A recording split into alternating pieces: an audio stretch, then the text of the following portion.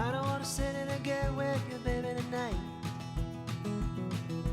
I don't wanna love, I don't wanna fight. I don't wanna have to tell you all the things I know. I don't wanna stay, but I don't wanna go.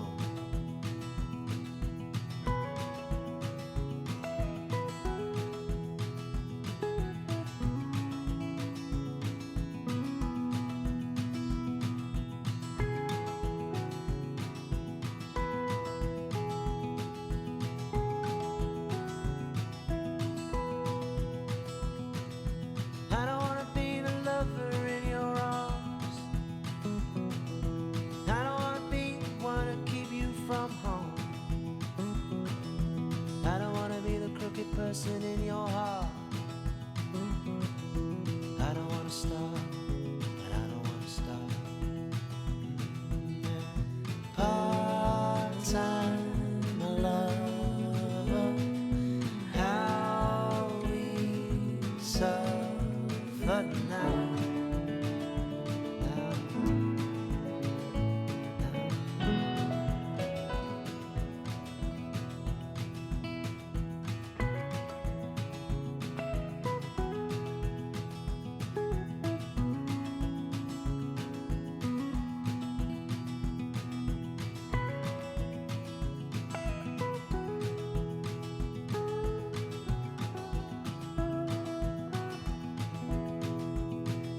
And I don't wanna waste no more of your precious time. I don't wanna say that everything will be fine. I don't wanna feel your tears on my skin.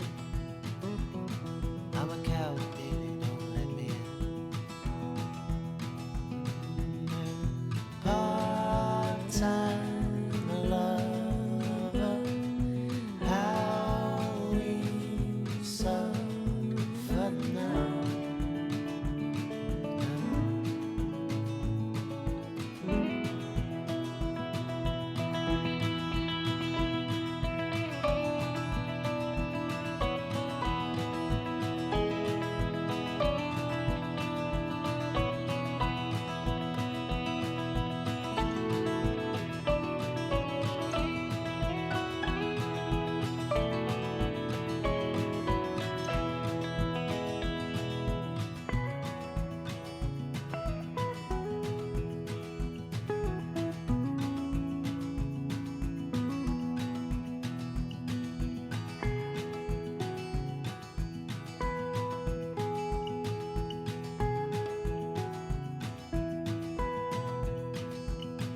So I don't wanna sit in and get with you, baby, tonight. I don't wanna love, I don't wanna fight.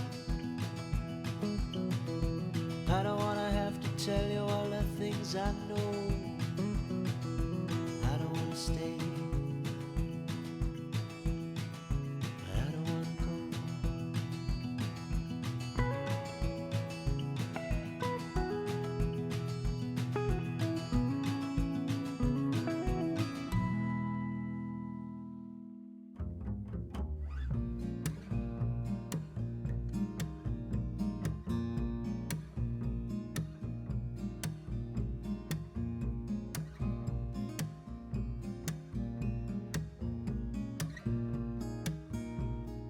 I am a poor wayfaring stranger,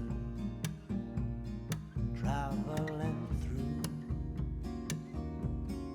this world of war. There is no sickness, toil nor danger in that bright land to which I go. I'm going there to see my mother. I'm going there, no more to roam. I'm just going over Jordan. I'm just going over home. And I know dark clouds will gather round me, and I know my way is rough and steep, but golden fields stretch out before me, where weary eyes no more will meet. I'm going there to see my father. I'm going there, no more to roam. I'm just going over Jordan. I'm just going over home.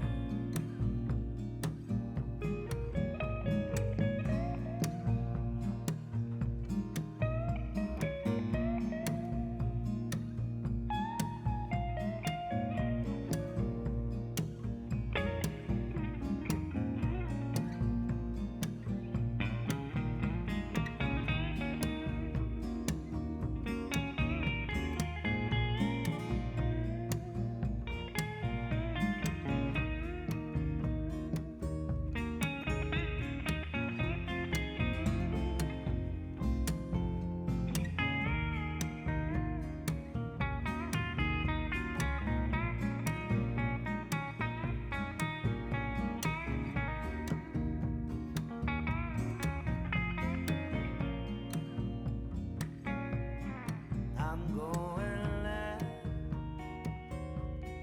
to see my brother. He said he'd meet me when I come.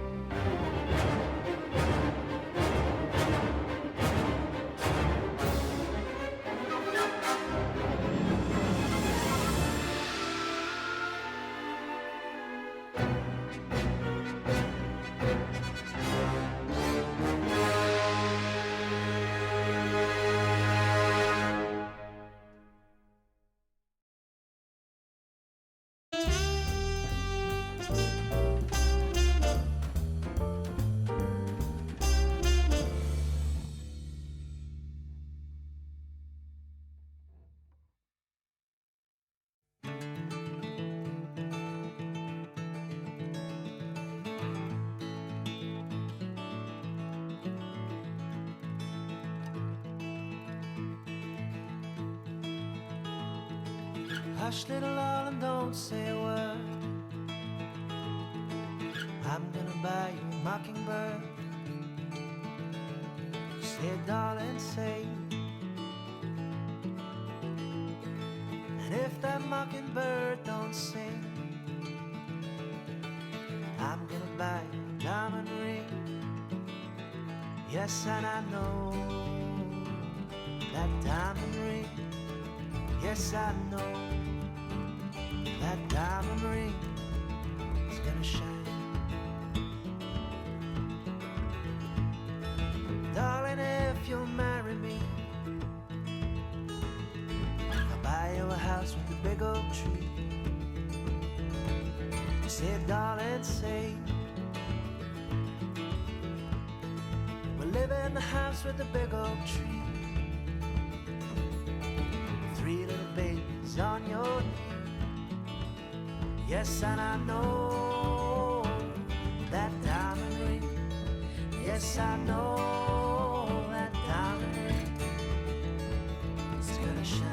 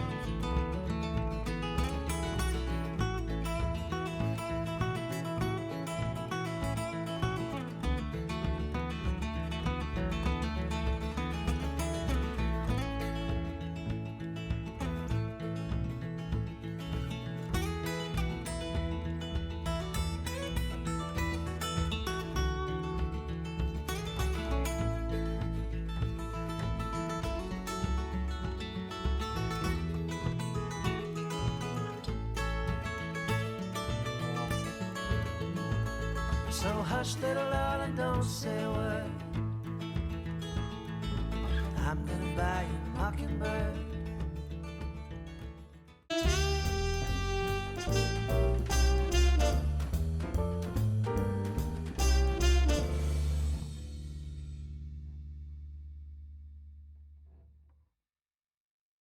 Thank you.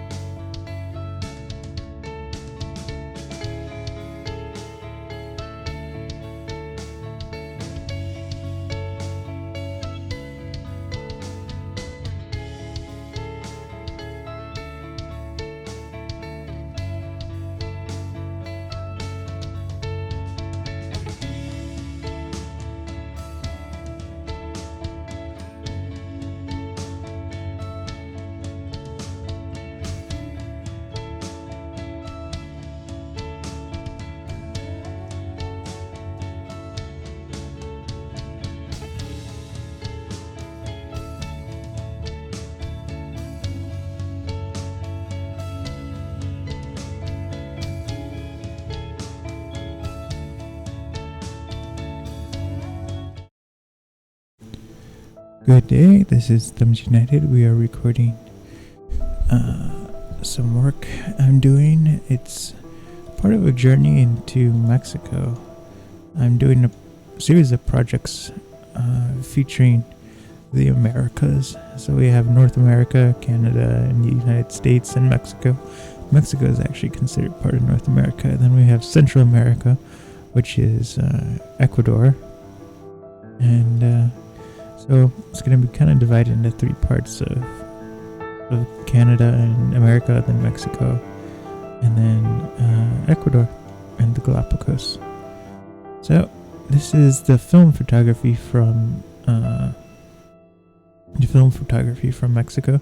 This is medium format film, and we're working kind of using the placeholder method, which means right now we're working with photos that are 4 or 5 megapixels, but when I upload it to the Linux box, it's going to be using I believe it's 120 megapixel photos, and it's going to render that in 4K. So we have a lot of wiggle room. We can zoom in really far into the photograph, and it will still be above 4K resolution. That's nice.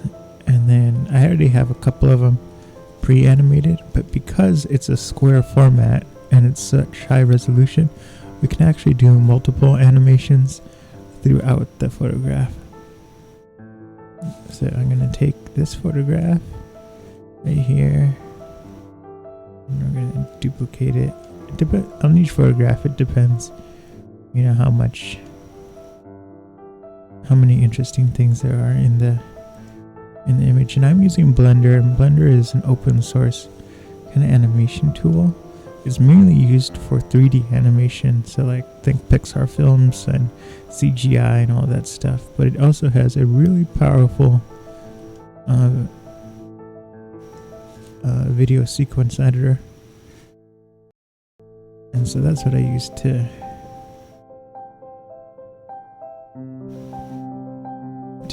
edit my videos and everything, because not only does it work on Windows, but it works on the Mac, and it works on Linux, and it's all the same. So I just take the hard drive, put it in the Mac, or put it on Linux, and then it works, no problem, and it's pretty stable.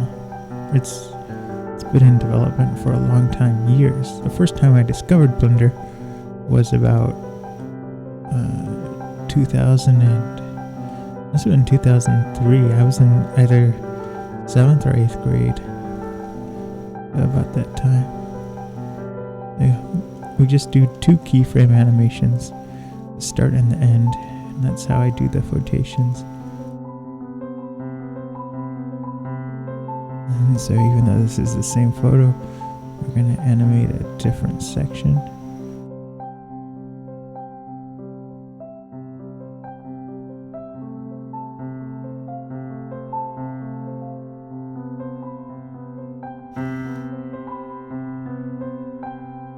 And do.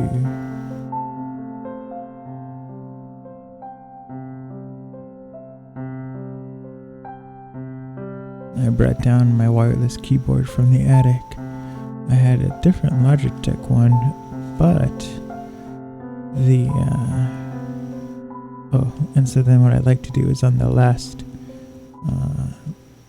last animation of the photograph, I like to do a zoom out to reveal the entire photograph. But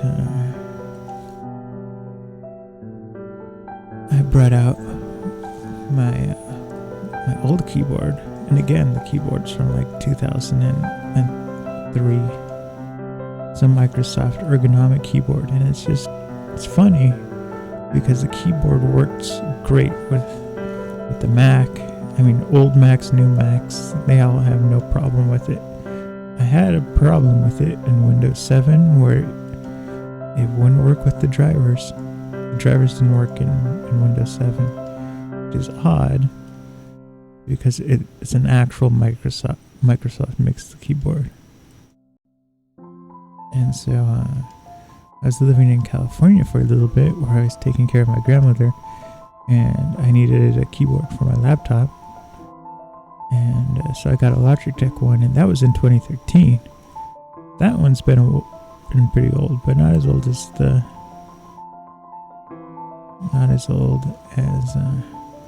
Microsoft one.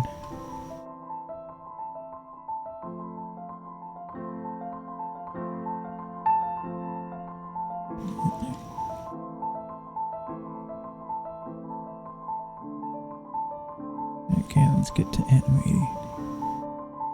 But what is the word?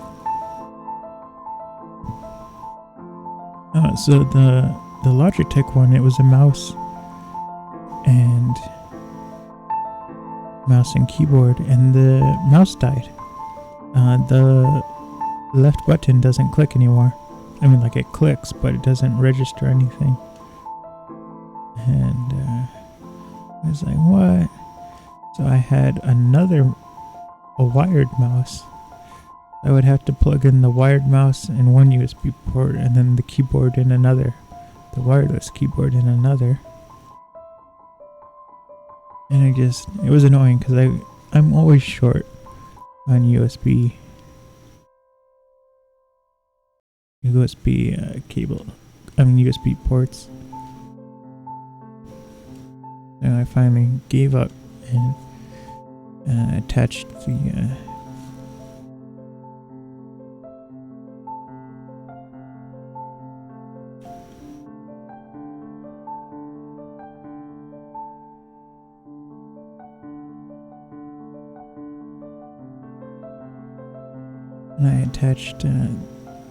the Microsoft keyboard to my computer.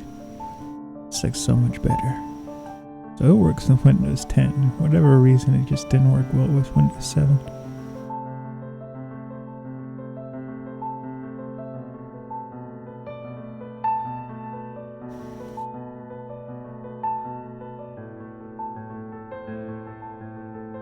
And this is medium format film that was taken with my Hasselblad camera. Medium format is it's a little over double the size of 35mm film, and with that extra area it increases in the quality of the photo, but it also kind of changes the physics of the photography, where with a 35mm camera the lens focal lengths change for the medium format.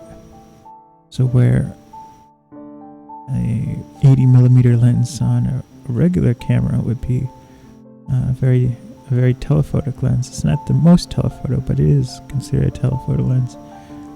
On a medium format, that's not really a telephoto.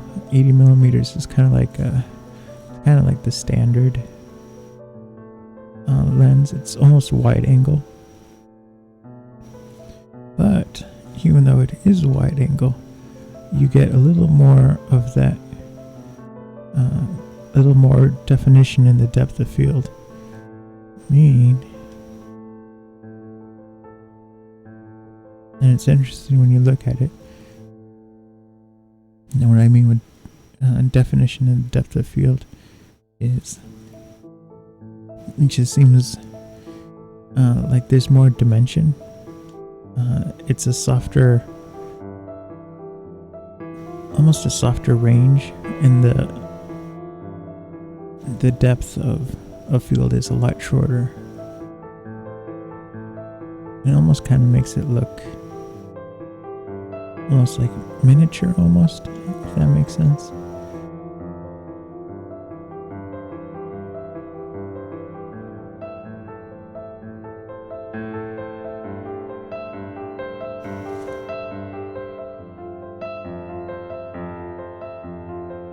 And that's because, like I said, with medium format, all of a sudden, what are normally really telephoto lenses become kind of wide angle, but it still maintains the same depth of field as a telephoto lens.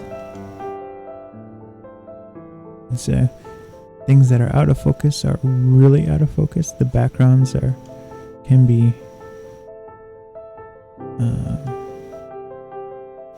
really put out of focus, and that makes creating different focal points that you want to create, and makes it a lot easier to direct where the viewer's eye goes and everything with medium format. And then the nice thing, I mean, like you can see, it's a square, and squares are nice because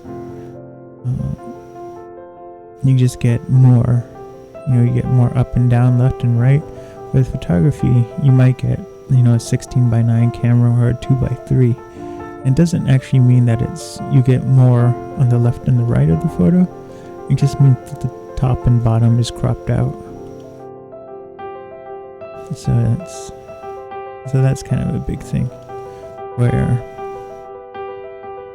you might think you're getting a wide angle camera because it does a certain aspect ratio, but it's not really. It's not extra wide, if that makes sense. It's just cropped, the top and bottom. And so back in the day, what it meant to be widescreen was they used to do anamorphic lenses, which is interesting because they couldn't crop out the film, and it was kind of like a hack to where the film was still recorded in square, but they wanted extra on the left and the right to make it widescreen. And so what the anamorphic lenses do is they don't scale the image in kind of the way normal lenses do. Instead, what they do is they take the left and the right sides of what you're filming, and they squeeze it into a square format.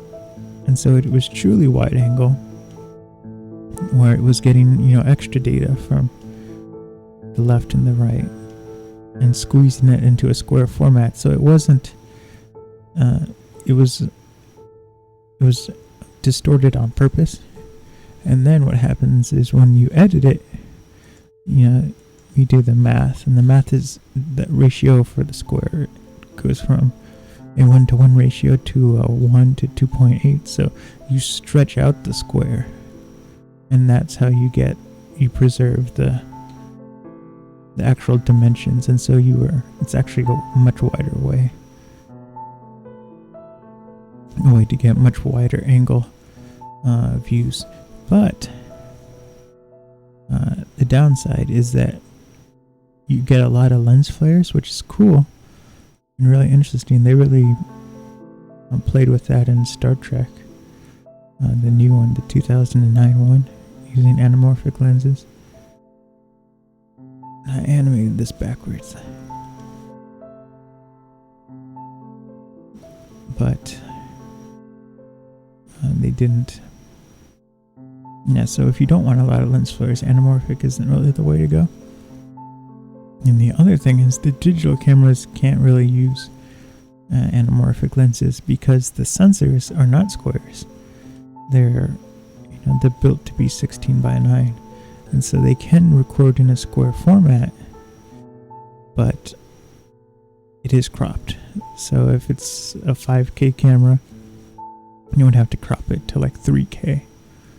You don't get getting text messages.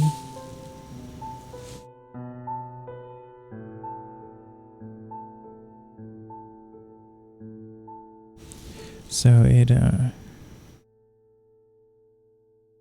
this is a rare one. We're gonna add 3 keyframes. This one's gonna zoom out. Like that. We're gonna save. We just got a text message saying we're gonna leave in about an hour. So this will be maybe an hour and a half stream.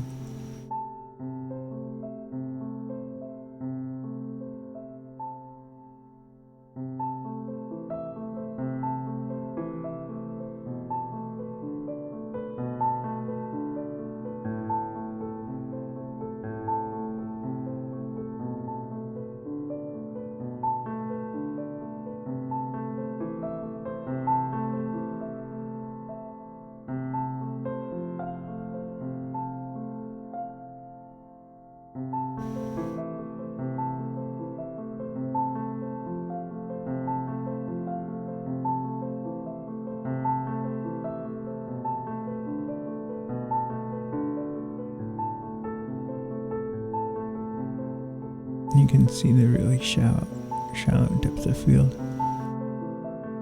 And I'm standing pretty far away from this, so it's really unusual to get such a sharp depth of field when you're far away from the subject.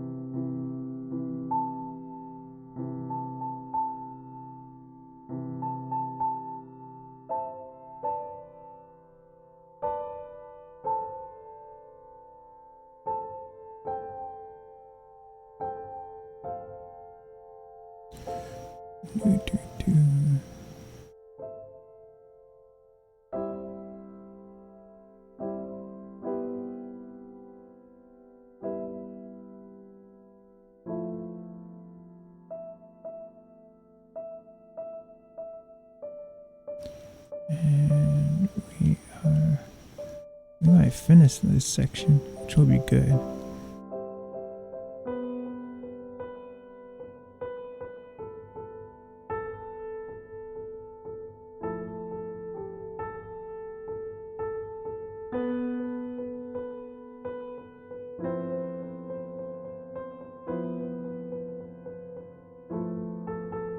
No, you might not.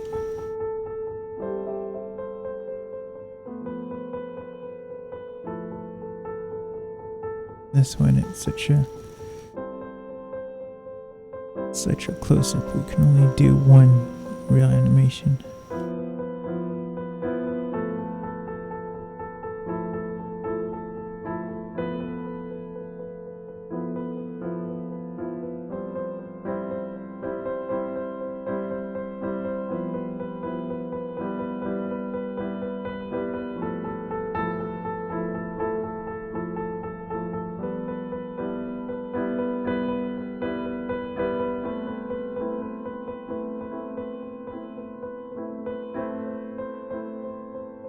And this is in the southern part of Mexico.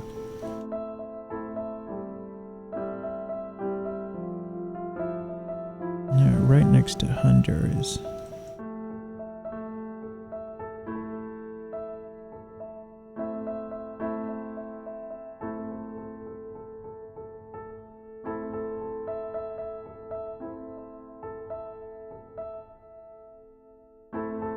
And so it's actually, this section of pyramids is called Izapa, and so they're actually quite small. They're maybe 20 to, well no, not 20, they're like 10 to 15 feet tall. They're part of the original Mayan pyramids. So the next section we're going to do is Teotihuacan.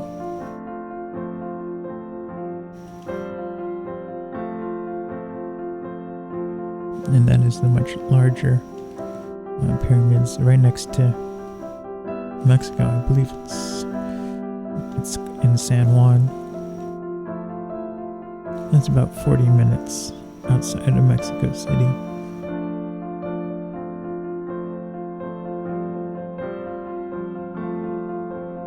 And there's not as many photographs. I'm trying to get all of this film photography done because I just, one of my Linux boxes just opened up and it's free to render. So I want to get this done to put on there to render. I'm like rendering at full blast, kinda. One Linux box is rendering the visual audiobook. Actually, it has to do two parts. It has to render the assets into a little bit lower quality. I had them like really close to uncompressed, where they were about, it was like 80 megabits per second videos that it had to render, use as the assets, and it was taking too long. And the problem is, well, the reason why it was that high was because the videos actually had to be cropped in, and so I tried to do some upscaling so that by the time it was cropped down, it would still look pretty good, and it worked. And you can see it on the Lighter Than Some series on Project Aerospace. But it took up a lot of space and a lot of time to process renders. It would take about 2 seconds per frame, which isn't good. Usually for rendering, it takes maybe 1/10 of a second per frame. And this is on old legacy hardware. And even on 4K footage, with these animations, it usually takes a maximum like 1.2 seconds. It isn't that bad for the amount of quality. This is another good photograph showing the depth of field.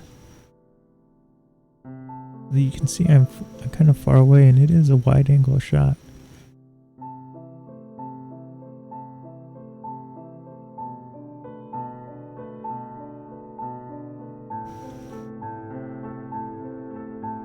But the depth of field is so shallow. But the areas that are in focus are really well defined and very sharp in detail.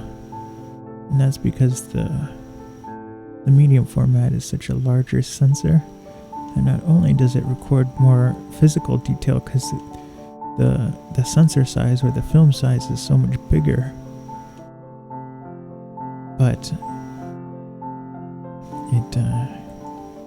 it also records a higher range of bright and dark shades and tones and tints and tones.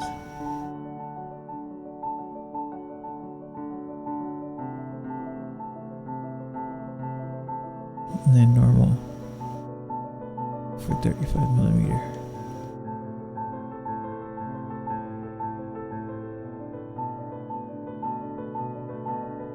We might get this done, all the things I wanted to do today in terms of film photography.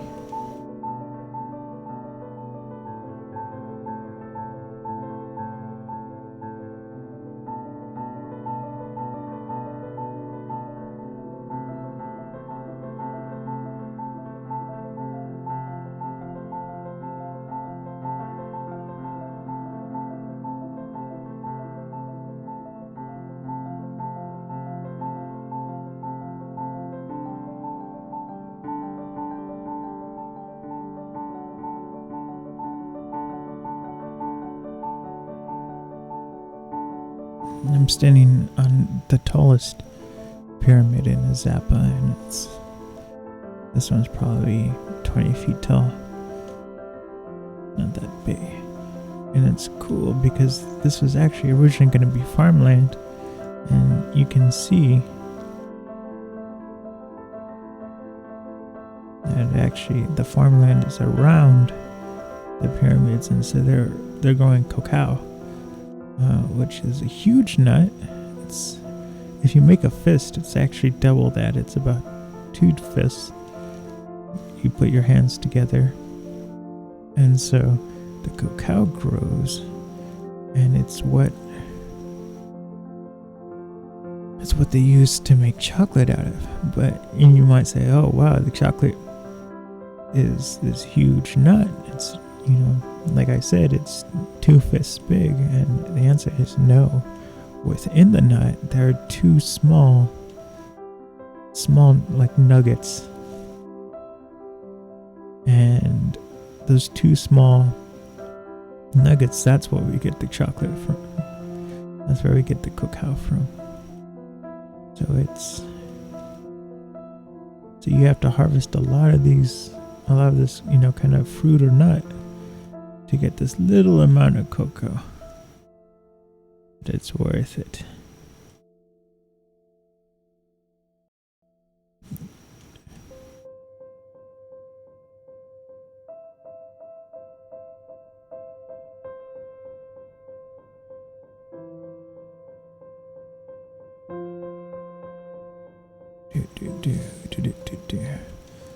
And so not only do they grow the kind of the state is called Chiapas, and where these pyramids are. And there's this forested area in the mountains.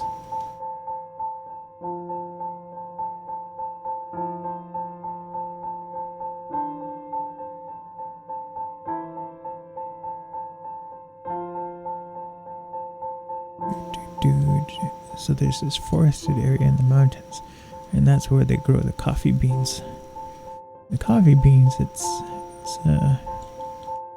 like a small plant, small shrubberies, and the way they actually discovered coffee was the legend is that there was this kind of goat farmer, and he was letting his goats, kind of roam around, and they were eating the plants and everything, and he noticed that whenever they ate this one plant, they always kind of went crazy and jumping around more than usual. And the goats are a little crazy and a little psychotic. But he noticed that they were doing it more than usual, so one day he went and investigated this plant, and he saw that it had like these beans on it, and he ate one, and he was like, wow, he had more energy and everything. So what they do is they take the beans, and then they actually have these large, in the farms, they have this large cement area, and so they take the beans and split them open and everything, and they actually dry them out in the sun, and then after that, then they roast them. It's kind of a two-step process.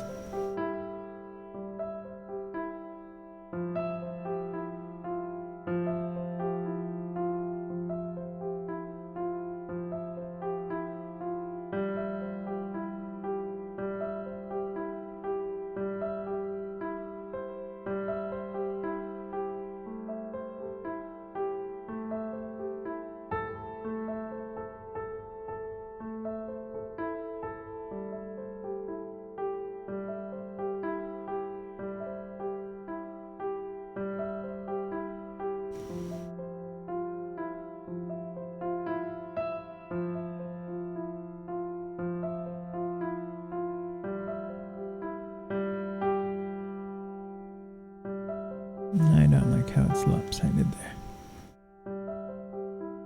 So we're adding a third keyframe, so it will zoom out and then kind of center itself as it zooms out. Almost done with this section. I'm gonna take a short break and get what? I had to switch back to espresso. Not by choice. My dog is like really hungry nowadays, and she has such a high metabolism. She's a Newfoundland, and so she eats about 3 pounds of food for lunch and dinner. For breakfast and dinner. Dogs kind of are supposed to eat twice a day, but I don't know what's going on. She's having another growth spurt. She's almost 3 years old. And we got her to the point, feeding her where she wasn't as crazy about food. She'll jump on the table and try to eat food as we're eating. And she is so smart. And you would think she has an opposable thumb, but she doesn't. She learned how to curl her paw, and she can open cupboards, and she can open the refrigerator. And so we have to lock it down and stuff. And it's funny because she really has separation anxiety. She's a rescue dog. So she kind of always has this fear that people are going to abandon her. So if we go out of the house without her, at nighttime she's like, uh-oh, they're never coming back.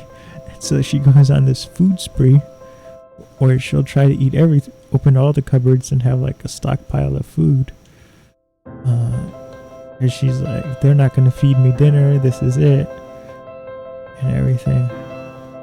And so when we had my grandmother's funeral in California, that really made her kind of separation anxiety worse. And so she's like, I don't know, she always wants to come outside to make sure we're not leaving. Always checking on us. And like I work in the basement, and she'll come check and make sure I'm still here, and then go up and check if my mom's still up there. It's nice that she cares.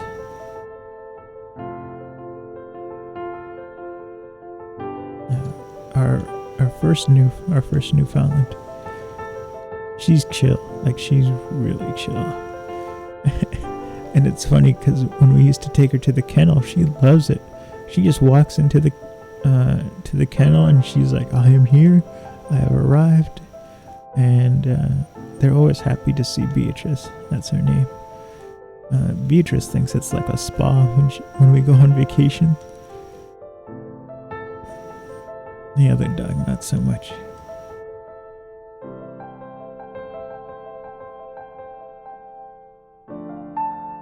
And then we started to not like this one kennel we went to, because they give the dogs a lot of shots. Like, even if the dog already had the shots, they're like, oh, we better give them an extra. And it's like, they're not due for another shot. But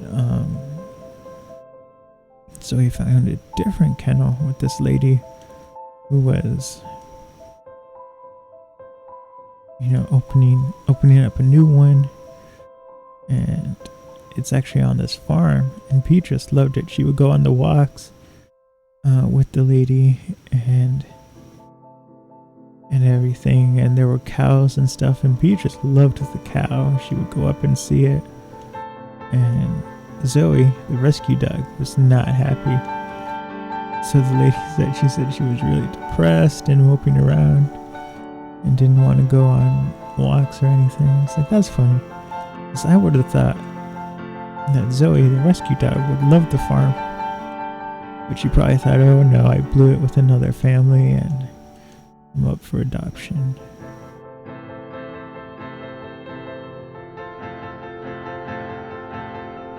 Okay, so this one's done.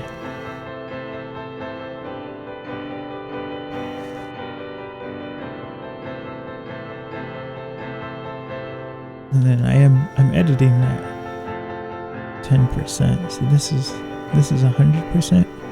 But you have to remember that this is I'm editing with placeholder media. So the actual assets where it's pulling the data from, it is 4 megapixels. But when I upload it to the Linux box to render, it's going to be using 70 megapixels and 120 megapixel photographs. So I'm going to take a short break, and I'll be back.